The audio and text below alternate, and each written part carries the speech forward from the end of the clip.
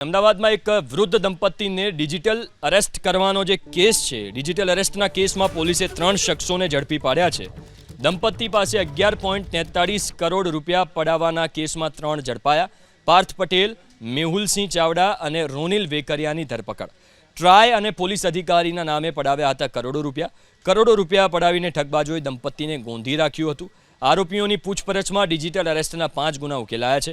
ગુજરાત, આંધ્રપ્રદેશ, પશ્ચિમ બંગાળ, મહારાષ્ટ્ર અને તેલંગાણામાં આ ફ્રોડ આચરવામાં આવ્યું હતું. ભેદ ઉકેલાઈ ગયા. 6 મહિનો 2025થી 8/2025 80 દિવસ સુધી એમને સીબીઆઈ, ફેમા, આરબીઆઈ, સેબી વગેરેના નામે ડરાવી ડિજિટલ અરેસ્ટ રાખી અને એમની પાસેથી 11,42,00,000 જેવી માતબર રકમની સાયબર ઠગાઈ આચરવામાં આવી હતી. આ ગુના ઉપર ટેકનિકલ અને એમના પેમેન્ટ ફ્લો ઉપર કામ કરતા ધ્યાન પર આવેલ કે એ પૈકીના 48 લાખ રૂપિયા કેરલાના એક બેંક એકાઉન્ટમાં જમા થયેલા હતા. આ એકાઉન્ટનું ડિટેલ એનાલિસિસ કરતાં ધ્યાનમાં આવ્યું કે એકાઉન્ટ કેરલાનું હતું, પરંતુ એને ગુજરાતના નાગરિકો યુઝ કરતા હતા.